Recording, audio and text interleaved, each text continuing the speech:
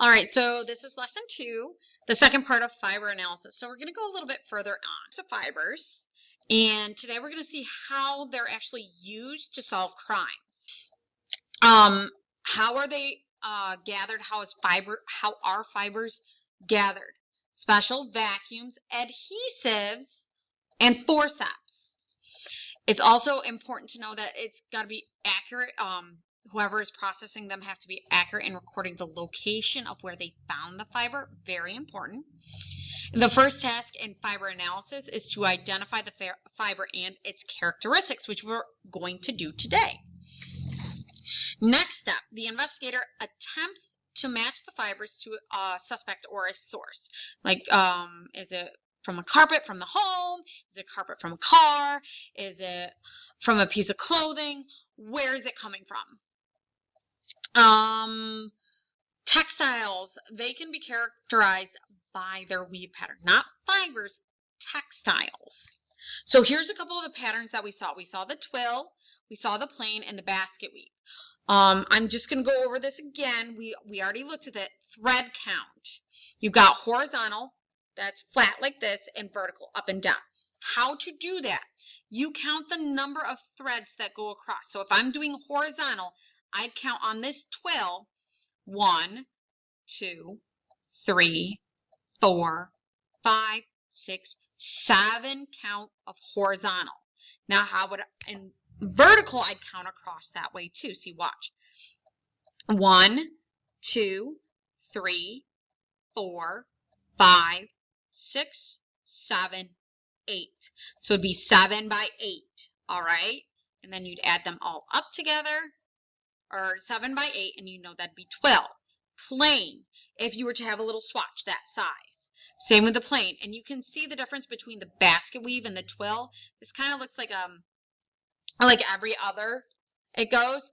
This one's every single one, like it's an over under over under over under. This one's over, skip 1, skip 2, under, skip 2, over, skip 2, under, skip 2.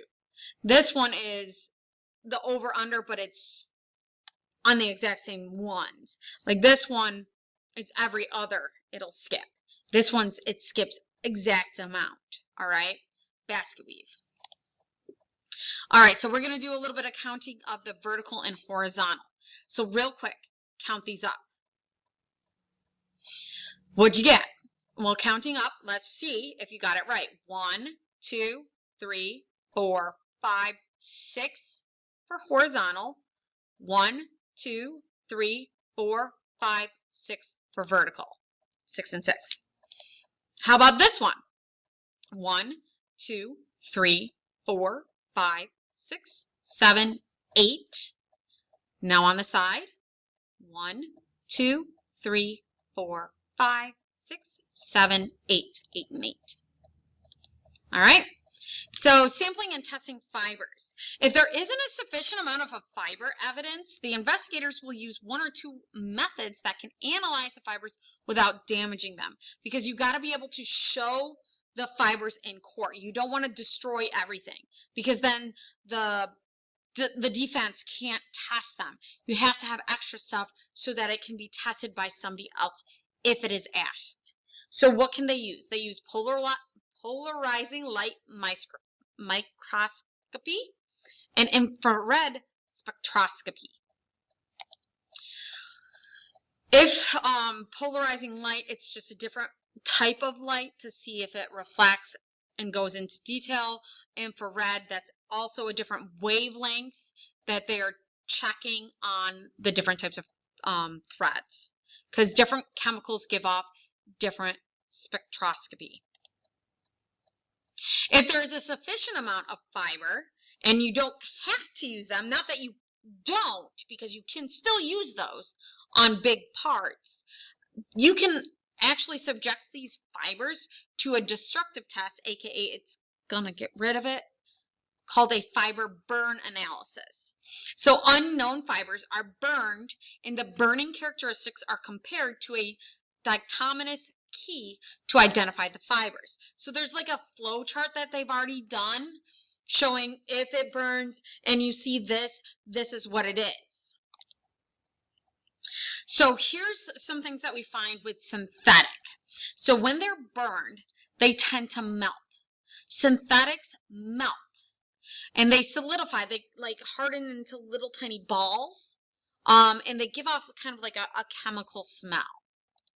Whereas natural, they shrink away from the flame, and when they do burn, they burn to ash. And it smells kind of like singed hair. And here's a fiber burn chart. It's going to look a little different from the one I give you, but it's very similar. And this is what I was talking about, burn chart. So looking at this, it starts at the top with burns, does not self-extinguish. That means you have to put it out yourself. And then this one burns till it goes out, like it goes out all on its own. And if it, from these two, you have to figure out which one does it.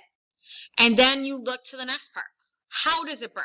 Does it burn briefly and char? Burn briefly and melt? Does it burn and melt? Does it burn and char? Then you go from there. If it does not burn, it's a glass, like fiberglass, asbestos, or metal. And you definitely see the different types. I've got a different one for your notes and to use for your lab today, first part. So today you guys are going to be conducting a fiber burn virtual analysis to identify some unknown fibers. Then you're going to use the data to compare and match fiber evidence found at a crime scene to the known fibers that have been burned. That we're going to see on Monday. So you're going to do the first part today, which is just figure everything out. And then on Monday, we're going to analyze everything you figured out.